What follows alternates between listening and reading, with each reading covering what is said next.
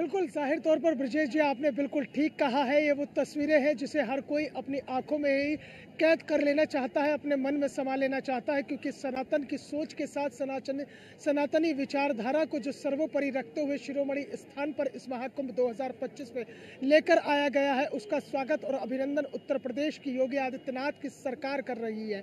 इनका स्वागत जो है योगी आदित्यनाथ ने पुष्प वर्षा कराकर किया है और लगातार हेलीकॉप्टर की गड़गड़ाहट आसमान के ऊपर है और साधु संतों, नागा सन्यासियों के साथ आम श्रद्धालुओं पर भी लगातार पुष्प वर्षा की जा रही है। चूंकि ब्रजेश जी 144 साल बाद ये पूर्ण महाकुंभ पड़ा है, पुण्य योग बना है, तो ऐसे में निश्चित तौर पर अब आने वाले वक्त में 144 साल बाद शायद हम और आप और आने वाली कई नस्लें भी इस लम्हे को न देख पाए, इस दृश्य को न देख पाए जो दृश्य 144 साल बाद ये पूर्ण महाकुंभ का पड़ा है।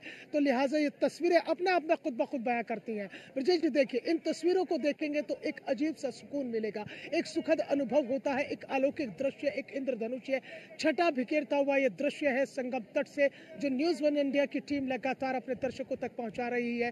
ये वो संगम घाट है जहां 3 नदियों का समागम होता है, जहां 3 नदियां आकर अपने आप में समाहित होती हैं और जब वो आस्था के केंद्र पर आती है तो वो माँ के दर्जे पर पहुंच जाती है। माँ गंगा, माँ यमुना और माँ सरस्वती, तीनों का मिलन होता है संगम में आकर। और इसी त्रिवेणी संगम में जब आस्था की डुबकी लगती है तो निश्चित रूप से जो आस्था का एक अध्यात्म की तरफ बढ़ता हुआ जो मार्ग है वो पूरा तरीके से प्रशस्त होता है, प्रदत्त होता है। और कहते भी हैं कि जो आशा का पथ है वो प्रगतिशील होता है और आशा का पथ जब आस्था के साथ आकर मिलता है और अध्यात्म को खुद में आत्मसात कर लेता है तो वो प्रगतिशील बन जाता है। और वही प्रगतिशीलता जो है, बड़ी बात यह है मोहसिन, सनातन परंपराओं की अगर बात करें तो सनातन आदि है, सनातन अनंत है। सनातन के लिए कहा जाता है कि इसको ये कभी खत्म नहीं होता, इसलिए क्योंकि वो अटल आस्था है, इसलिए कि साधु संत और सन्यासियों का ये अपने आप में दुर्लभ स्वरूप है। और इस वक्त जो तस्वीरें हम देख रहे हैं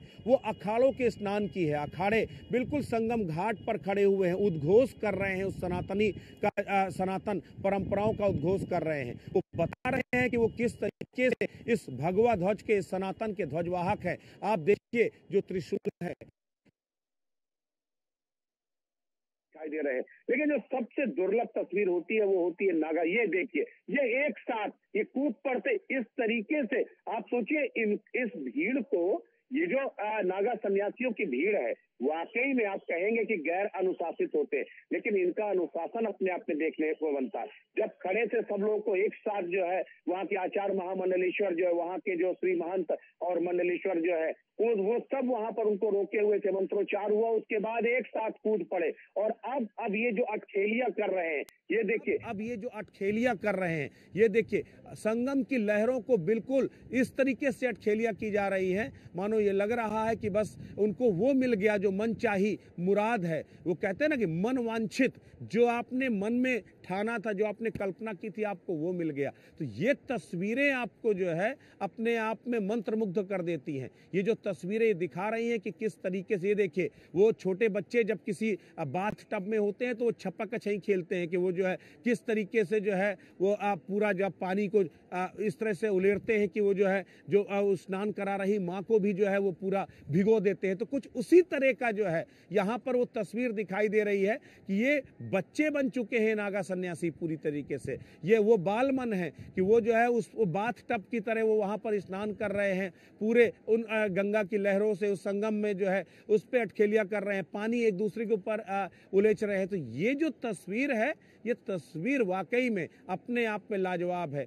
सनातन की इससे अद्भुत, इससे दुर्लभ तस्वीर कोई और नहीं हो सकती। कहते हैं ना भूतो ना भविष्यते, ये तस्वीरें आपको कभी नहीं दिखाई देंगी, ये पुण्यदायी पल आपको कभी नहीं दिखाई देगा। साधु संत और सन्यासी किस तरीके से अपने रथों में सवार होकर के अपने अखाड़ों से पूरी शान शौकत के साथ निकलते हैं। मोहसिन, सबसे बड़ी बात यह है कि ये जो शान शौकत है, ये शान शौकत कोई विलासिता का प्रतीक नहीं है, बल्कि ये शान शौकत है उस सनातन के वैभव का प्रतीक, उस सनातन के लिए हम सब की आस्था और समर्पण का प्रतीक। हम बताते हैं कि किस तरीके से सनातन के लिए इस जो साधु संत और सन्यासी जो सनातन के ध्वजवाहक हैं, इनके लिए किस तरीके से हमने अपनी पूरी एक तरह से जो है समर्पण कर दिया है, अपना जो कुछ था कहते हैं सर्वस्व न्यौछावर कर देना।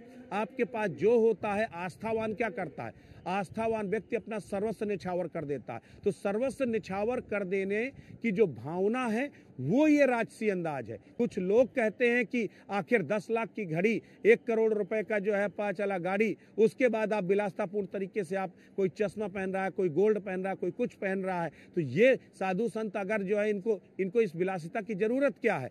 तो दरअसल ये विलासिता नहीं, ये श्रद्धालुओं के समर्पण का प्रतीक है। श्रद्धालु जो समर्पित भाव से अर्पित करते हैं उसको संत ग्रहण करते हैं। हमने ईश्वर को नहीं देखा है, हमने ईश्वर को इन संतों की संतति में महसूस किया है, इनके अपने उपदेशों में महसूस किया है, संतों के आचरण में महसूस किया है, इनके अपने समर्पण में महसूस किया है, इनकी विश्व बंधुत्व की भावना में महसूस किया है। तो यही ईश्वर है। ईश्वर क्या है? कहते हैं आत्मशक्ति है। ईश्वर और कुछ नहीं है। ईश्वर आपकी इंटरनल पावर है जो महसूस कर सकते हो आप जो है। तो ये अपने आप में सनातन की वो तस्वीर दिखाई देती है। मोहसिन, यकीन मानिए, जिस वक्त हम लोग खड़े हुए हैं, जबरदस्त ठंड है इस वक्त जो है, सुबह जो कि सूर्य भी धीमे धीमे, सूर्य की लालिमा मेरे सामने दिखाई दे रही, सूर्य की लालिमा भी अपने तेज पर है। इस बीच में पूरी रात पूरा दिन अनवरत आस्था का मेला चलता है। श्रद्धालु थमने का नाम ही नहीं लेते, रुकने का नाम ही नहीं लेते। इसे आस्था नहीं तो और क्या कहेंगे। इतनी सर्द में भी आके एक डुबकी लगाने के बाद वो उत्साह से भर जाते हैं और जय गंगा मैया के उद्घोष करते हुए वो वापस अपने घरों की तरफ लौटते हैं। तो ये अपने आप में अद्भुत नहीं तो और क्या है। देखिए, बिल्कुल जाहिर तौर पर ब्रजेश जी आपने सही कहा है। ये आस्था ही नहीं है तो क्या है, ये अद्भुत है, ये अतुलनीय है, ये अनुकरणीय है। क्योंकि रात भर तकरीबन जो है पूरी रात से जो है श्रद्धालु यहाँ पर संगम तट, त्रिवेणी घाट और इसके साथ ही साथ जो अखाड़ा सेक्टर, नागवासुकी रेल घाट में तमाम जहाँ स्नान घाट बने हुए हैं वहाँ पर तकरीबन 48 घंटे से ही श्रद्धालु लगातार इंतजार कर रहे थे कि वो बसंत पंचमी पर अमृत स्नान करेंगे। और यकीन तौर पर मानिए कि हम और आप लोग जब अपने घरों के भीतर होते हैं और ऐसी ठंड में जो कपकपा देने वाली ठंड होती है, ऐसे में श्रद्धालु खुले आसमान को चादर और नंगी जमीन को जो है इस तरह से बिछोना बनाकर वहां पर लेट जाते हैं और अपना इंतजार करते हैं। एक आस्था की डुबकी क्यों ना लगाए, लेकिन जिस तरह से ठंड है उस पर जो है आस्था पूरी तरह से भारी पड़ती हुई नजर आती है। आस्था का जो केंद्र है वो अपने आप में भारी पड़ता हुआ नजर आता है और यही वजह है कि संगम तट पर इस तरह का अलौकिक दृश्य नजर आता है। आपने बिल्कुल सही कहा कि सूरज की लालिमा भी अब धीरे धीरे निकल रही है और धीरे धीरे सूरज की लालिमा आ रही है। जहां तक भी आप देखेंगे न्यूज़ वन इंडिया का जो कैमरा अपने दर्शकों तक पहुंचा रहा है, आस्था का सैलाब लगातार बढ़ता जा रहा है। भीड़ के आने में कोई कमी नहीं है, श्रद्धालुओं के उत्साह में कोई कमी नहीं है, श्रद्धालुओं की आवाजाही में कोई कमी नहीं है। सिर्फ और सिर्फ इतना है कि इस श्रद्धालुओं की भीड़ को व्यवस्थित किया गया है, पूरी व्यवस्था के अनुसार इस भीड़ को चलाया जा रहा है। किसी को भी संगम घाट पर अनावश्यक रुकने की इजाजत नहीं है, अनावश्यक रुकने के लिए नहीं कहा जा रहा है। केवल इतना है कि आप आस्था की 2 डुबकी लगाइए और 2 डुबकी लगाने के बाद में आप जो है अपने अपने गंतव्य के लिए प्रस्थान करें, ताकि जो और श्रद्धालु आ रहे हैं वो भी आराम के साथ स्नान कर सके, अमृत स्नान का पुण्य लाभ ले सके।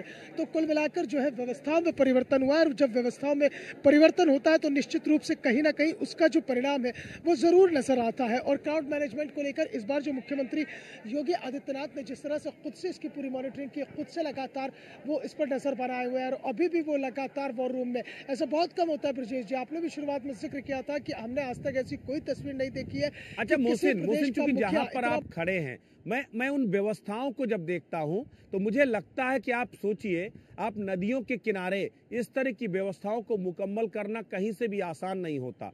क्योंकि जो नदी है ना, नदी हर दिन हर पल अपना एक नया रास्ता बनाती है, हर दिन उस पर कटान होती है, हर दिन वहां पर एक नया चैलेंज होता है। आप चूंकि मेला जो है, अब चूंकि अमृत स्नान आज से खत्म हो जाएगा, विशेष स्नान पर्व चलेगा, यूँ तो मेला अभी अगले 25 दिनों तक 22 दिनों तक और चलेगा जो है, 24 दिनों तक जो है। लेकिन ये जो व्यवस्था है, ये अपने आप में इसको बनाना कहीं से भी आसान काम नहीं होता। इसीलिए पूरी दुनिया के लिए कौतूहल है कि भले ही आप अगर हिंदुस्तान को कहिए कि हिंदुस्तान में वो उतनी व्यवस्थाएं मुकम्मल नहीं हो सकती, लेकिन इतना बड़ा मेला, यानी दुनिया की सबसे ज्यादा आबादी वाला मेला संचालित करना, क्या ये किसी बड़े चैलेंज से कम नहीं है? देखिए, बिल्कुल ब्रजेश जी आपने सही कहा है, ये एक बहुत बड़ा चैलेंज है और इस चैलेंज को जिस खूबसूरती के साथ, जिस मैनेजमेंट के साथ मुख्यमंत्री योगी आदित्यनाथ ने न केवल एक्सेप्ट किया बल्कि पूरी दुनिया को दिखा दिया कि हम इतना बड़ा धार्मिक आयोजन भी कर सकते हैं, और इतना बड़ा धार्मिक आयोजन जिस पर दुनिया की नजरें टिकी हो केवल उत्तर प्रदेश की धरती पर ही हो सकता है। दूसरा, आपने जो सवाल किया है, नदियों के पास सुरक्षा व्यवस्था को बनाना अपने आप में एक टेढ़ी खीर होता है। बिल्कुल आपने सही कहा, क्योंकि नदियों में हर रोज एक नया रास्ता बनता है, हर रोज एक नया कटान होता है। मैं चाहूंगा हमारे विजय विनीत से वो दिखाएं कि नदियों में आप देखेंगे कि इसी तरह से जो न केवल प्राइवेट गोताखोर है, जो नाविक है, वो इस तरह की व्यवस्थाएं बनाए हुए हैं, बल्कि संगम के आप दूसरे छोर पर आप नजर डालेंगे, उस दूसरे छोर पर इस तरह से लगातार जो बोटिंग है, जो एनडीआरएफ के जवान है, एसडीआरएफ के जवान है, पुलिस, जल पुलिस और पीएससी के गोताखोर, वो लगातार एक्टिव है इस नदियों के बीच में। और नदियों के बीच में सुरक्षा व्यवस्था बनाना, नदियों के बीच में मैनेजमेंट करना, वो अपने आप में बहुत मुश्किल होता है। ये तस्वीर आप देखिएगा, जो एनडीआरएफ की जो यहाँ मोटर बोट है, एनडीआरएफ की मोटर बोट आपको नजर आएगी, और इस मोटर बोट में जो तमाम जवान सवार हैं, वो तमाम जवान जो है इस सुरक्षा व्यवस्था का पूरा जायजा ले रहे हैं। आप देखेंगे कि एनडीआरएफ की टीम है, और एनडीआरएफ की टीम जो है लगातार संगम में इसी तरह। मोहसिन, इन्हीं तस्वीरों में आप हमें रखिएगा। हम दो तस्वीरें दिखा रहे हैं टीवी स्क्रीन पर, दो तस्वीरें, दोनों अद्भुत हैं, दोनों दुर्लभ तस्वीरें हैं। इन्हीं तस्वीरों पर रखिए मोहसिन, हमें इसी घाट से इन्हीं तस्वीरों पर रखिए जो तस्वीरें आप दिखा रहे थे। आप देखिए, एक एरियल तस्वीर हम दिखा रहे हैं कि किस तरीके से ये पूरे ड्रोन शॉट्स हैं, कि किस तरीके से वो तस्वीरें आपको दिखाई दे रही थी कि जो है पूरा अलग अलग जो पीपे के पुल है, पॉन्टून पुल हैं, इनके जरिए से वहां पर जो है ये पूरी देखिए व्यवस्थाएं की गई। ड्रोन के शॉट्स दिखा रहे हैं कि अद्भुत है व्यवस्था, अद्भुत व्यवस्था, कल्पनीय व्यवस्था है। दूसरी तरफ मोहसिन, वो जो शॉट्स दिखा रहे हैं कि आपने पानी के अंदर ही ट्रैफिक मैनेजमेंट कर डाला, पानी के अंदर ही इनकमिंग और आउटगोइंग के रूट आपने बना दिए। जो है आप सोचिए कितना दुष्कर कार्य है, लेकिन इस काम को सफलतापूर्वक संपन्न किया गया है। अलग अलग रूट बनाए गए हैं कि पता चला यहाँ से जो बोट होंगी वो इतने तक जा पाएंगी, यहाँ संगम तक जाएंगी, अरैल से आने वाली बोट यहाँ तक जाएंगी, संगम घाट से आने वाली, वीआईपी घाट से आने वाली यहाँ तक जाएंगी। इसी तरीके से पॉन्टून पुल, आप देखिए ये तस्वीर देखिए, पॉन्टून पुल में कैसे आस्था का रेला उमड़ा हुआ है। और आप सोच करके देखिए कि ये जो पूरा एक तरह से 22 किलोमीटर का ये जो पूरी जलधारा है, ये गंगा और यमुना का जो घाट है, इसमें 44 घाट तैयार किए गए, और इन घाटों को एक दूसरे के साथ जोड़ने के लिए पॉन्टून पुल ही एकमात्र विकल्प है। तो वो किस तरीके से, अब देखिए पुष्प वर्षा के शॉट्स भी हम आपको एक्सक्लूसिव दिखा रहे हैं कि किस तरीके से हेलीकॉप्टर में बैठ करके जो अधिकारी हैं वो पुष्प वर्षा करते हुए नजर आ रहे हैं। ये पुष्प वर्षा उस समर्पण का प्रतीक है, उस सनातन के अपने सम्मान का प्रतीक है, और उस वैभव का प्रतीक है। मैंने पहले भी कहा था कि दरअसल ये जो वैभव आपको दिखाई देता है, ये विलासिता का प्रतीक नहीं है, बल्कि उस सनातन परंपराओं के समर्पण का प्रतीक है, और हमारे और आपके उस समर्पण का प्रतीक है जो हम अपनी सनातन में आस्था रखते हैं। तो ये जो तस्वीरें हैं, ये तस्वीरें बेहद दिलचस्प हैं। सुबह की जो कहते हैं पौ फटना, ये ब्रह्म मुहूर्त है, और ब्रह्म मुहूर्त में स्नान करना अमृत माना जाता है। ये अमृत काल है, और ब्रह्म मुहूर्त में आस्था का महास्नान चल रहा है। ब्रह्म मुहूर्त में संत स्नान कर रहे हैं, ब्रह्म मुहूर्त में संतों के ऊपर, हम श्रद्धालुओं के ऊपर गुलाब, लाल पंखुड़ियों वाले गुलाब की पुष्प वर्षा की जा रही है। तो अब इससे बड़ी बात और क्या हो सकती है कि जब सरकार, जब सत्ता, जब शासन, जब आपके सामने पलक पावड़े बिछाए हो, तो इसका मतलब आप सर्वसत्ता हैं।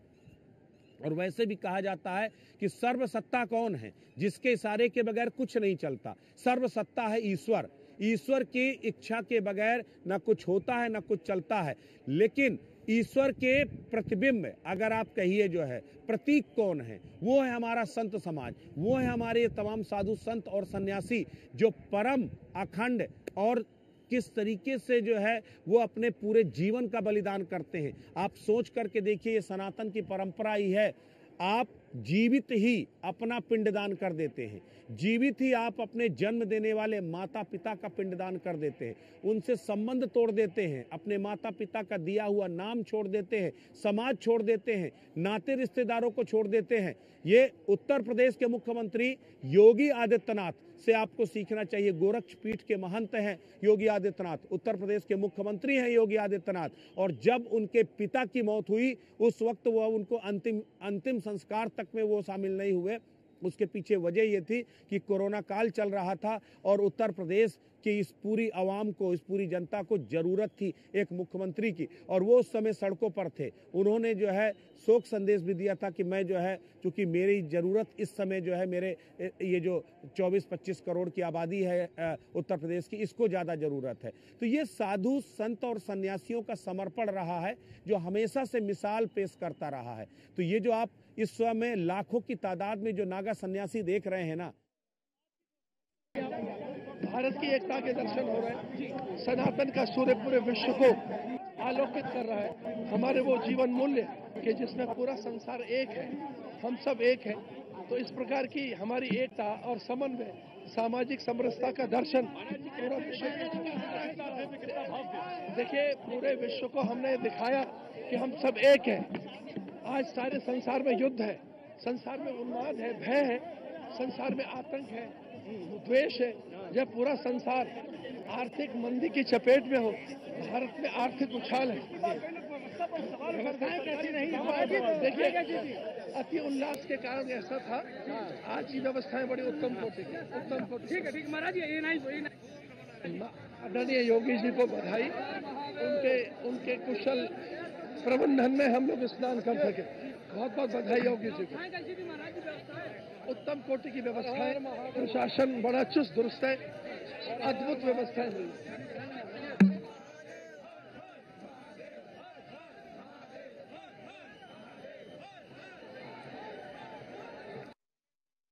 आपने कुछ किया है, क्योंकि वैसे भी कहते हैं ये संत और सन्यासी बहुत आसानी से प्रसन्न नहीं होते हैं, लेकिन अगर प्रसन्न भाव से सरकार की व्यवस्थाओं की तारीफ कर रहे हैं मुख्यमंत्री योगी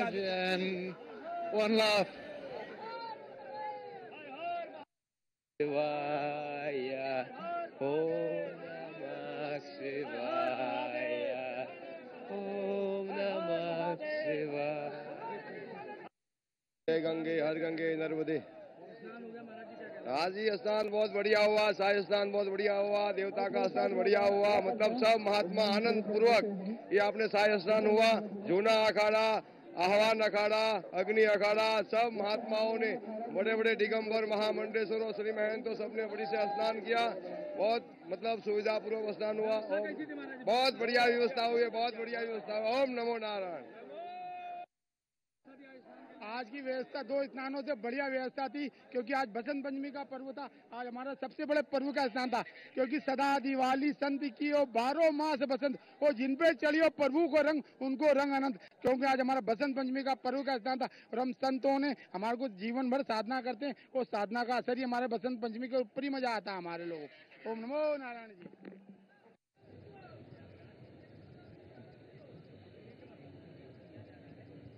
बहुत बहुत बधाई। आज का स्नान बहुत दिव्य टीवी स्क्रीन पर दिखाई दे रही है, आप देखिए। आप सबको आपके चैनल के द्वारा बहुत बहुत बधाई।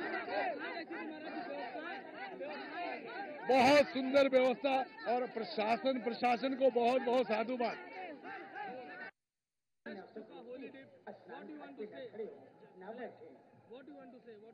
It's an experience beyond words. I'm very blessed. I hope more people have this experience. There are more snans coming. I'm very grateful for that. What do you want to say? How was the experience? Maharaj is living.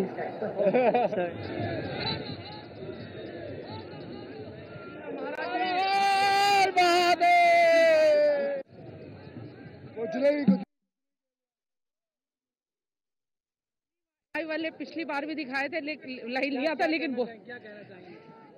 आज स्नान हो गया है, कैसी व्यवस्था थी? बहुत, ये असली रॉयल बाथ इसे कहा जाता है, ये अमृत स्नान इसे कहा जाता है, जो बहुत अच्छे से प्रशासन ने आज करवाया है। जो व्यवस्था की है प्रशासन के, जो व्यवस्था की है उसके लिए उनको सभी को पूरी उनकी प्रशंसा करती हूँ मैं।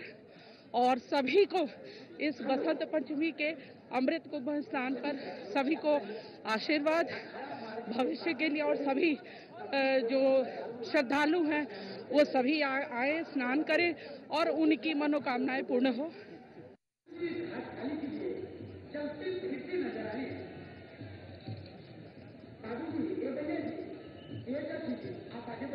आगे बढ़ जाइए, जितने भी बैटरी के सहारे पर आप लोग